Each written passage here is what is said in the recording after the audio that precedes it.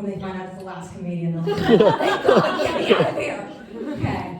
All right, so here's your little syllabus for this set. Okay, I'm going to talk about an experience I had at Panera. I'm going to talk about 2 things that I hate.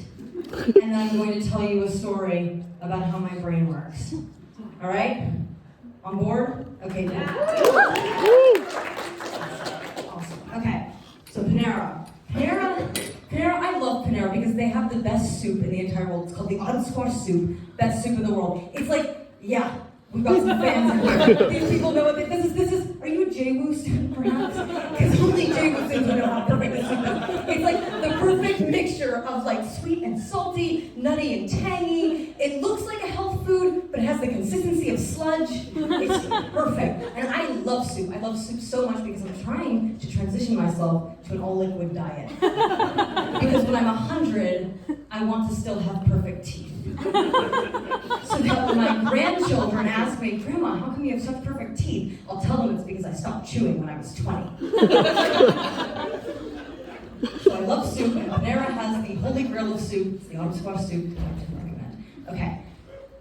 And Panera's actually known for a lot of good things, but mainly they're known for having really good employees. They're really hardworking, really helpful, really kind. Just not at the Providence, Rhode Island. I went to Panera in my freshman year to go get soup, as one does, and I proceeded to have the conversation that single-handedly landed me back in therapy. It went something like this. Okay, so I walk into the Panera, there's no line. I walk up to the lady who's gonna take my order, and I say to her, "Hi, how are you? I'm great. I'm actually really, really good. Could I please have the autumn squash soup, please?" Without looking up from her iPad, screenagers, am I right? She says to me, "We don't have the autumn squash soup." Oh, okay. I'm a little thrown off, but Panera has 6 other soups I can order from. Not as good as the autumn squash soup, but it's been 3 weeks and I'm not going to start chewing now. So I ask, "Okay, may I have the broccoli cheddar soup then?" "We don't have that one either." "Okay, well, what soup do you have?" "We don't have any soup." And I looked at her when she told me that, and my face looked like this. I was incensed. I was enraged. But what I really wanted to say to her in that moment was Gina, do you enjoy toying with people's emotions? Gina, or is it pronounced Gina? Gina, let me tell you something, Gina. You shouldn't let darling young ingenues like myself dance court jester style as you tantalize me with soup that was never there. And then I had this mental mic drop moment that I was gonna give her, which was gonna be and by the way, those latex gloves you're wearing don't even make you look like a doctor. If that's what you're going for. I did not say that because that would have been scary. But don't worry, I did not go down without a fight because I did manage to find a way to condense all of that rage and violence into a very short but aggressive and biting message. And I said, "Oh, okay, I'll go home now." And as I'm turning away, I hear this angelic voice call to me from the void. "We do have bread bowls, though."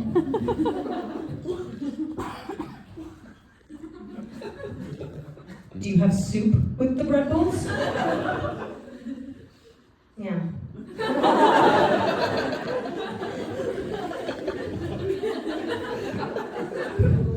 "What soup do you have with the bread bowls?"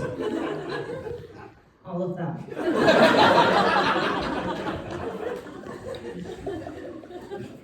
Even the autumn squash soup? Perhaps? Yeah. Okay, so wait. Let me get this straight. Could I, order the autumn squash soup bread bowl without the bread? In just a normal bowl? Yeah. I am not kidding when I tell you that conversation nearly killed me. I had been doing so well in college up until that point. I had like great classes. I was on my own. I had awesome friends. That night, it all fell apart. I locked myself in my room. I cried for 3 hours. I sent like a cryptic message to my family group chat, like, the end is nigh. Yeah, that's one of my favorite stories. One I will always cherish at my time around. Okay, so now on to the 2 things in this world that I hate. Okay, switching gears.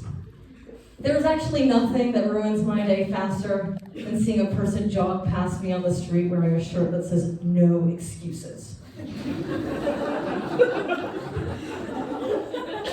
No excuses? None? You couldn't think of any? I can think of like 10 right now.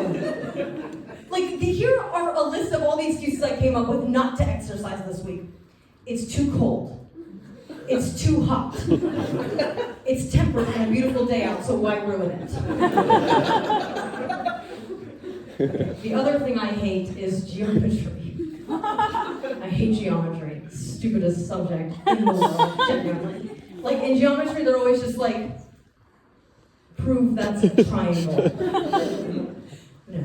I can't. I'm not even sure myself.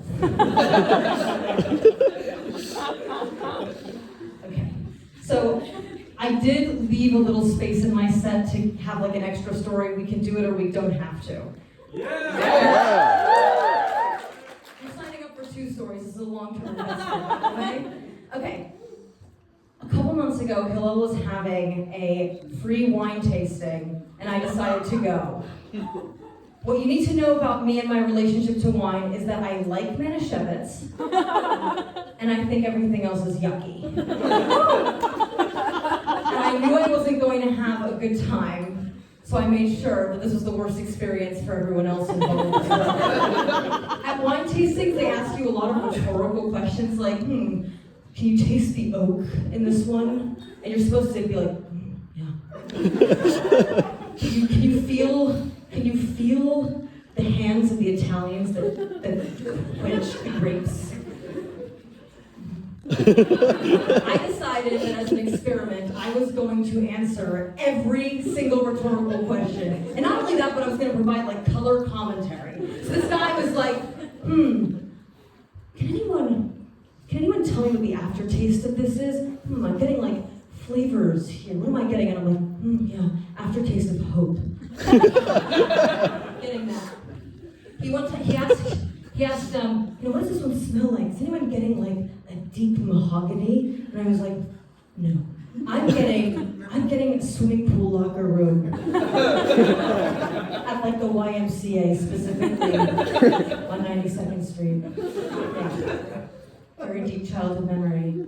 My favorite moment was when he was like, guys, this one has a real mineral aftertaste. Can anyone taste the rock? And I was like, not only that, Richard, not only that. I can taste the lichen, the algae on it. And he was like, a green algae, I'm like, more like a cyan. At the end of the 2 hours, everyone hated me and I was really wine drunk. And Richard asked, he was like, does anyone have any questions? And I, to really nail the final hit, like nail into the coffin, I was like, yeah, how old are you? Okay, here's story 2. You didn't know you signed on for this one. Okay, I'm a really severe hypochondriac. I'm like, while everyone's waiting for like their Spotify rap to drop, I'm waiting for my WebMD rap to drop. Like, I just got a random email one Tuesday that's like, you Googled 18 different types of kidney disease, you diagnosed yourself with 4 different types of cancer, your most active time of the week with us was on Sunday nights because you were really hoping it might be a little serious so you didn't have to go to class on Monday. I don't really know how to explain this to you, but I'm such a severe hypochondriac. Like, I will graduate past that amateur child's play of like, headache equals brain tumor. For me, at this point, anything can be a symptom. You don't believe me, but I will provide you with an example. Last year, I got really into this very specific brand of cheese stick. It's the Polly-O cheese stick, red packaging only, blue packaging, awful, red packaging, sublime. I got really into this Polly-O cheese stick, and I didn't think anything of it. until I was on an Amtrak train, eating my third polio cheese stick of the trip. And the thought sort of slammed me in the face. What if the reason I like cheese sticks so much is because I have an undiagnosed genetic disease? And the next thought wasn't, that's ridiculous, go back to your mozzarella. It was, I'm terminal. So I did what any sane person would do, and I whipped out Google and I typed in cheese stick genetic disease ? And nothing came up because there's no such thing as a cheese stick genetic disease ? So I decided to start rewording things, like as if my syntax was the firewall between me and my diagnosis. I was like, cheese stick cancer ? Cheese stick terminal disease ? Polio equals polio. I did this for about 10 minutes, and the guy sitting next to me on the train, I'm not sure if he was a medical professional or not, but he definitely spoke with the authority of one when he tapped me on the shoulder and went, "You're fine."